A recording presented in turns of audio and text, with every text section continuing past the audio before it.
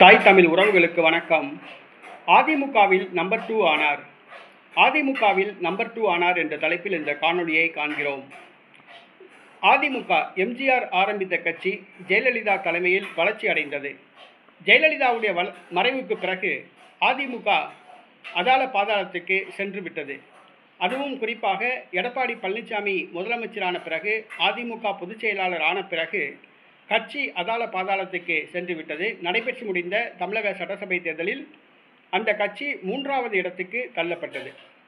அடுத்ததாக தமிழக வெற்றி கழகம் சட்டசபையில் நம்பிக்கை வாக்கு கோரிய போது எடப்பாடி தலைமையிலான 12 எம்எல்ஏக்கள் எதிர்த்து வாக்களித்தனர்.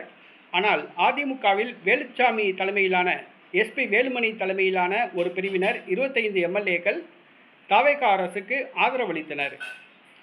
தற்பொழுது அதிமுக சட்டசபை எம்எல்ஏக்கள் குழு 2ஆக பிளவுபட்டது. ஆனால் வேலுமணி அணியினர் மீண்டும் எடப்பாடியுடன் சமரசம் ஆயினர்.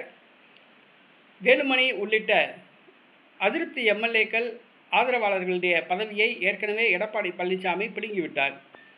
ஆனால் எஸ்பி வேலுமணி மீண்டும் எடப்பாடியுடன் சமரசமானார். இந்த சூழ்நிலையில் பிடுங்கப்பட்ட பதவிகள் தங்களுக்கு வழங்க வேண்டும் என்று கோரிக்கை வைத்தனர். ஆனால் எடப்பாடி பழனிசாமி கண்டுகொள்ளாமல் இருந்தார்.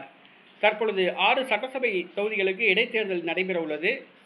ஆக அதிமுகவில் ஓரங்கட்டப்பட்ட அந்த மூத்த தலைவர்களுக்கு தற்போது பதவி வழங்கியுள்ளார். அதிமுகவில் ஏற்கனவே அமைப்பு செயலாளராக கோயம்புத்தூர் மாவட்ட செயலாளராக இருந்த எஸ்பி வேலுமணி தற்பொழுது அதிமுகவின் துணை பொதுச் செயலாளராக நியமிக்கப்பட்டுள்ளார்.